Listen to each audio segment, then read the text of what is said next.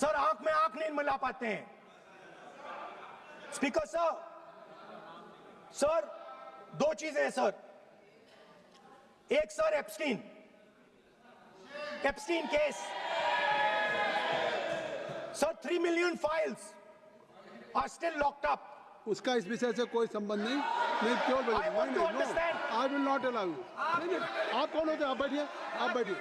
नहीं, देखिए आप लगातार आपको 25 मिनट हो गया, किसी ने डिस्टर्ब नहीं किया। ओके स्पीकर सर, वो एप्स्टीन की बात नहीं कर रहा। Is not related with the budget. Okay sir, I won't say Epstein. I will not allow that. Will I am not saying Epstein. चलिए speaker sir, at the center of our budget, if you look carefully, at the center of our budget, like I said, jujitsu में grip दिखती है, राजनीति में grip चोक नहीं दिखता। At the center of our defense budget is a choke applied by Mr. Adani. So I'd like to talk about Mr. Adani and the case in the United States against Mr. Adani, because that is a central part of the budget. वो भी इस house के कोई सदस्य नहीं जिसपे आप आरोप लगा रहे, कैसे संभाल देंगे? किसी पे माननीय लीडर ऑफ अपोजिशन आप लिख करके दे सकते हैं।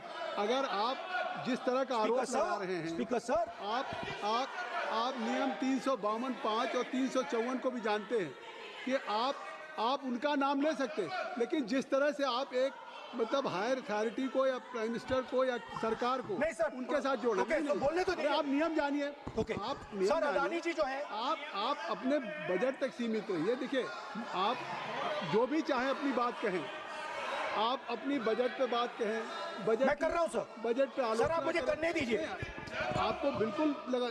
आप बैठिए बेनी बहन जी, आप अपनी बात जो कह रहे हैं वो कहिए, लेकिन जब किसी का नाम लेकर के और किसी हायर अथॉरिटी करें तो आप ये सदन नियमों से चलेगा और आप इस तरीके से आरोप नहीं लगा सकते सरकार को। Sir mister Adani is not an ordinary businessman. Mr. Adani's company is not an ordinary company.